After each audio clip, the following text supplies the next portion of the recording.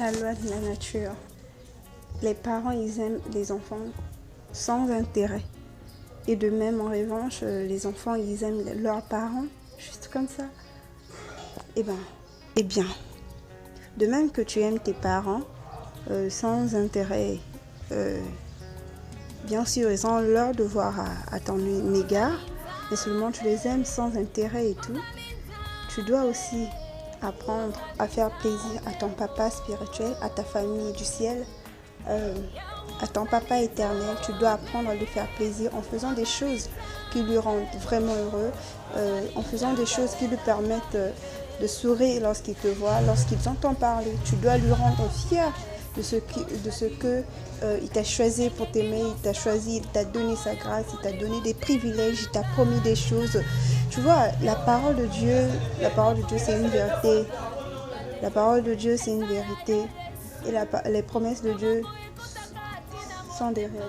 Prends le temps de prier, prends le temps de partager ta journée à Dieu, prends le temps de revoir ton passé avec lui. Tu lui racontes ton histoire, tu lui racontes ta façon de voir.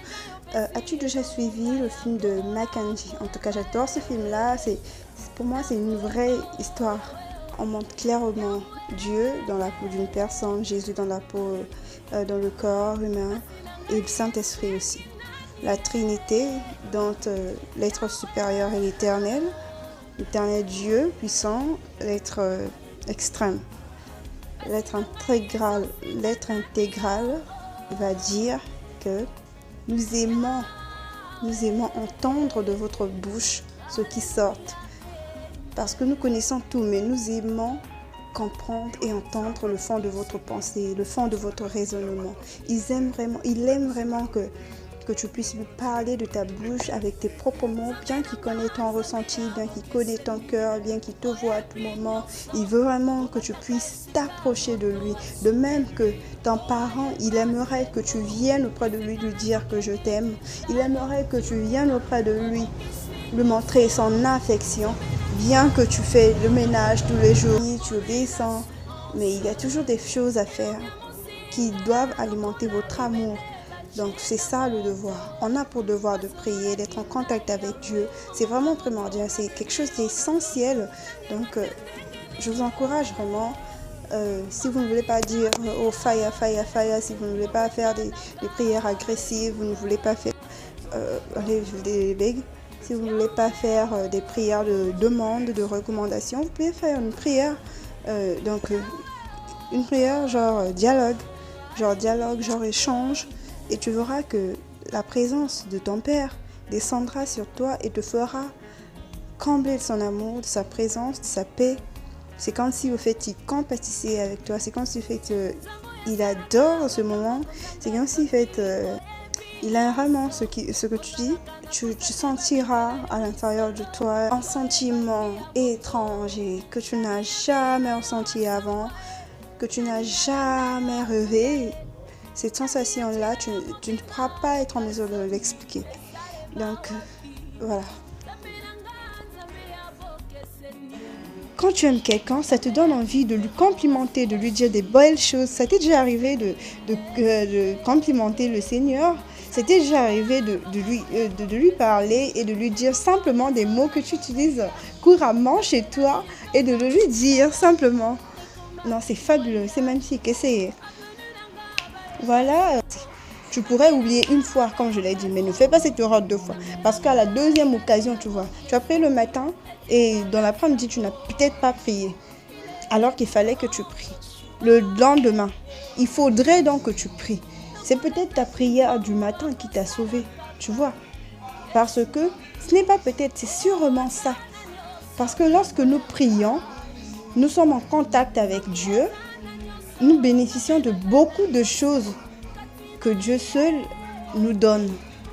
Que Dieu n'a même pas besoin de. Vous voyez, nous bénéficions de la protection divine, des grâces, des choses que nous ne pouvons pas mériter, mais qu'on nous le donne. Son œuvre n'est que splendeur et magnificence, et sa justice subsiste à tout jamais. Il a laissé la mémoire de ses prodiges L'Éternel est miséricordieux et compatissant. Il a donné de la nourriture à ceux qui le craignent. Il se souvient toujours de son alliance.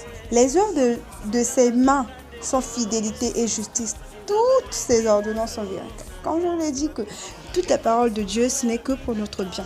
Tout ce qu'il fait, c'est pour nous.